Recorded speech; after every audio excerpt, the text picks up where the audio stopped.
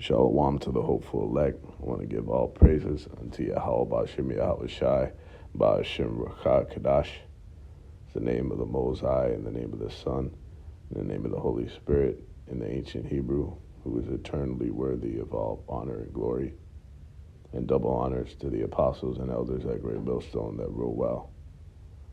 I wanted to get into the nation of India, those fucking dot heads in South Asia. This report of them conducting space warfare exercises, okay? And it's under the guise that their opponents are going to be people from Earth, right? Different nations from Earth. Because when you go into it, space warfare, right, is combat in which one or more belligerents are in outer space. The scope of space warfare includes ground-to-space warfare, such as attacking satellites from the Earth, space-to-space warfare, such as satellites attacking satellites, and space-to-ground warfare, such as satellites attacking Earth-based objects. All right? So the opponents are actually from Earth, and in this report, they don't go into the so-called extraterrestrial threat, an alien threat, like these other nations have come out with their space forces in the wake and emergence of the development of these different space forces. They've just straight out told you that it was to preparedness for an extraterrestrial threat, okay? But ultimately, we know that all the nations, all the heathen nations, are going to team up in that day to fight against Yahweh Shai and the hosts, okay? So we're going to get that. There's another article in Business Today that I was able to find from 3 weeks ago, actually. We're going to go into it.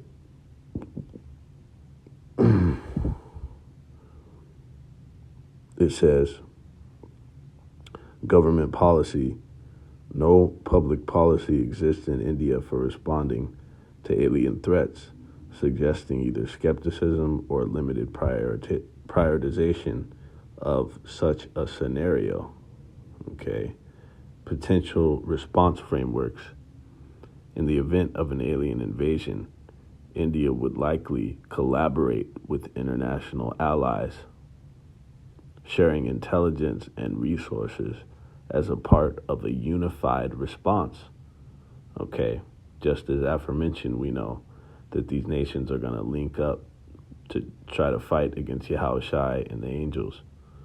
Okay, and you had fucking Reagan and Bill Clinton come out and say that wouldn't all the nations of the earth be unified at the threat of an extraterrestrial or alien invasion? Okay, let's go into it. It says political leaders and other public figures have speculated on whether an alien invasion could unite humanity. All right. Many scenarios of an alien invasion from outer space or a common enemy on Earth have been depicted in movies. It says, in 2014, when he was a guest at Jimmy Kimmel Live, former President Bill Clinton talked about the possible existence of alien species out there in the ever-expanding universe. He finished the interview with a curious sentiment: it may be the only way to unite this increasingly divided world of ours. He said, and by it, he meant an alien invasion from outer space. This was not the first time this notion was put forward by a major political leader. 30 years earlier, in his address to the UN General Assembly in 1987, President Ronald Reagan said, I occasionally think how quickly our differences worldwide would vanish if we were facing an alien threat from outside of this world. Okay? And we know that according to prophecy, that's exactly what's going to happen. All right, so we see all these different nations. This is one of the newer ones on the list to, you know, develop their Space Force, okay? And while in some of the latest reports they didn't come straight out with it about preparing for an extraterrestrial threat, we know that's exactly what they're going to do. They're going to link up and team up to try to fight against Yahushua. This is in 2nd Esdras 13. It says, I'm just going to read through it. And it came to pass, after 7 days, I dreamed a dream by night. And lo, there arose a wind from the sea, and it moved all the waves thereof. And I beheld, and lo, that man waxed strong with the thousands of heaven. And when he turned his countenance to look, all the things trembled that were seen under him. And whensoever the voice went out of his mouth, all they burned that heard his voice, like as the earth faileth when it feeleth the fire.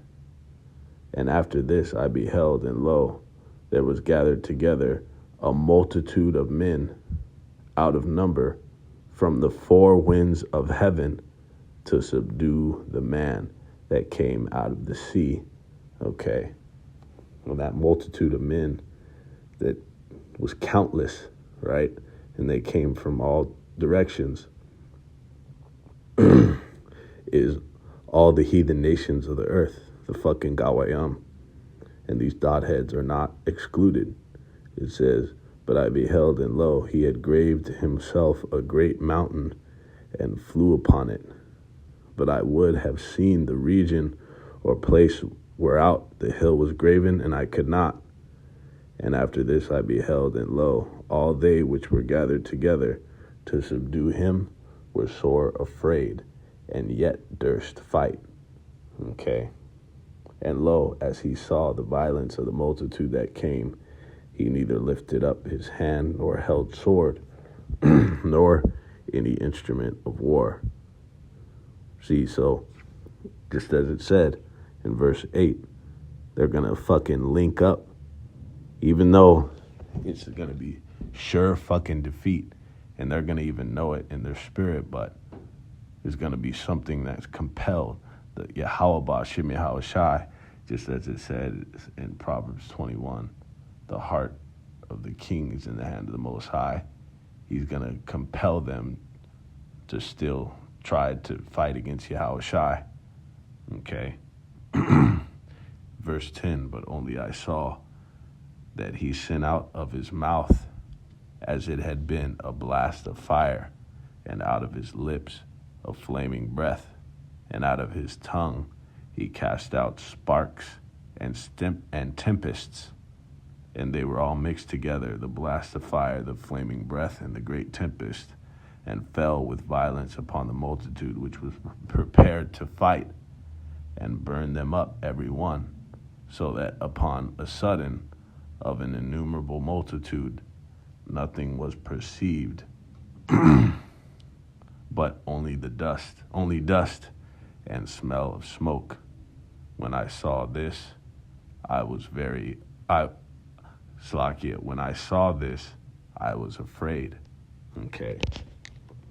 So just as it said for the potential response framework that, right, these nations are going to collaborate with international allies, all the fucking heathen nations, man. All right.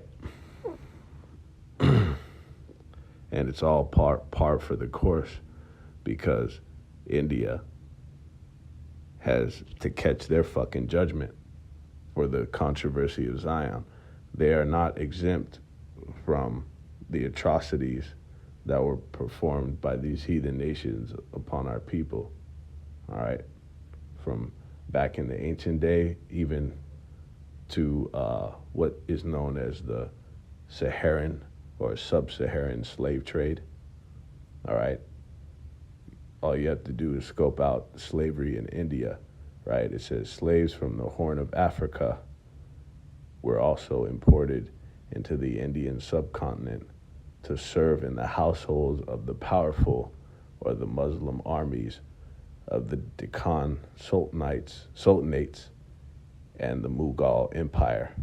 The Portuguese imported African slaves into their Indian colonies on the Konkan coast between about 1530 to 1740, okay? Just according to, and not everything was recorded, and everything that was recorded, he doesn't fucking bring it out because Esau Edom, right? The one who pretty much regulates everything, right? The earth has been given into his hand. So he's the one doing fucking fact checks and all this shit. The victor writes the history, right? History is lies agreed upon. So he's not going to bring it completely out. But just according to what they did expose, these motherfuckers are guilty, all right? And we know that mass of Israelites, were scattered in the time of 70 AD, and even leading up to that, and even before, you had a lot of Israelites dwelling and scattered out throughout Africa, okay? So they had the Israelites in captivity, all right? And they're going to have to fucking pay. This is in Jeremiah 49. And let's go ahead and start at 35. All right. So this is Jeremiah 49 and 35. And we know that whatever was written aforetime was written for our learning. Okay. And also that history repeats itself. And also keep this in mind. If the Most High wasn't dealing with the fucking Elamites back in the ancient day, what in the world makes you think that he's dealing with them today? All right. It says, "Thus saith Yahweh Ba'ashem Yahushai of hosts, behold, I will break the bow of Elam, the chief of their might." All right. And the Elamites are the ancient day nation of India, okay, as well as other peoples, but focusing on Elam, all right? The Most High is going to break their bow once again. All these fucking nations are going to catch it. This is, let's see, Queshath. Okay. Queshath, Strong's H7198. This is the word for bow of what the Most High is going to break of Elam, right? So a bow is representative of several things, but just imagine, just as it says, your archers, okay? That's likened to military strength. Those were actually some of the most effective and devastating part of an army, okay, were your bowmen, your archers, right? But let's go into it. It expounds. It says, figuratively, their strength, or the iris, okay? So he's going to break their strength, and it expounds even more in the Brown Driver Briggs lexicon. It says,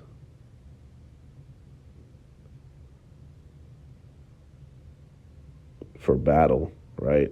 A bow, various weapons, okay?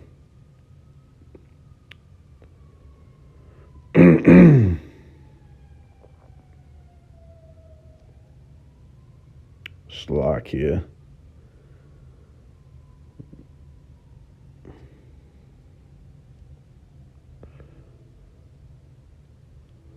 It's money in the In the Jacinius Hebrew Chaldee lexicon, it says, right, it's down, one's bow.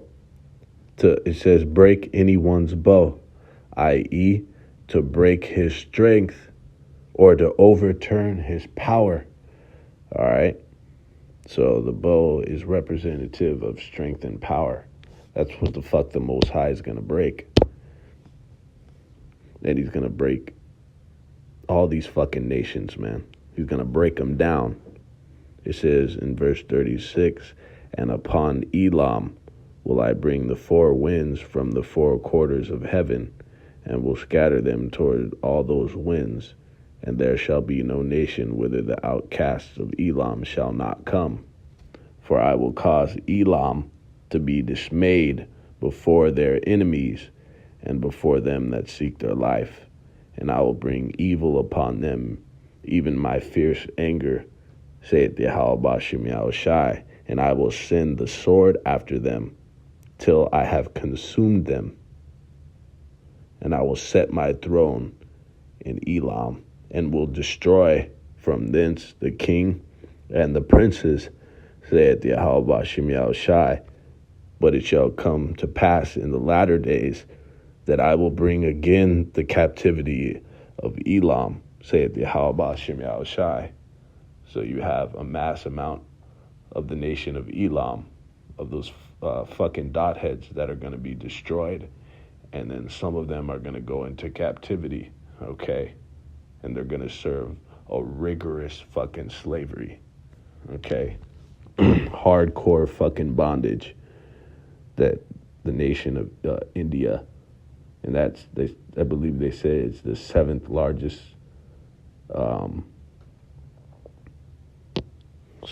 country on the fucking planet, all right? So there's a lot. I believe there's over 1 billion of them motherfuckers just in India, not to mention the other nations that comprise Elam, all right? So they're going into fucking captivity, all right, under the nation of Israel for 1,000 years. And finishing off in Isaiah 34, come near, ye nations, to hear, and hearken, ye people. Let the earth hear, and all that is therein, the world, and all things that come forth of it.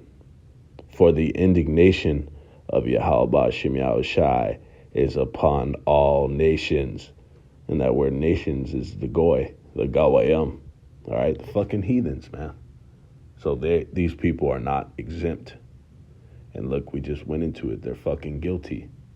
All right, they touched the apple of the Most High's eye. And it's spiritual that word bow that the Most High is going to fucking break is the iris, right? Spiritual. But look, it says, and his fury upon all their armies, okay? So even their little faggot-ass space force that they're developing, we know that they're going to get fucking smoked by Yahushua and the angels, man. Okay, it says, he hath utterly destroyed them. He hath delivered them to the slaughter. All right? And this is all according to prophecy. We see that these nations are pretty much gearing the fuck up. And that's going to be like the culmination of World War III. Okay? The invasion of our Lord Yahushua. Okay? Where the nation of Elam is going to catch it. Brutal. So with that, all praise, honor, and glory to Yahweh Bashem Yahushai. Ba'ashem Ruach Kadash. Shalom.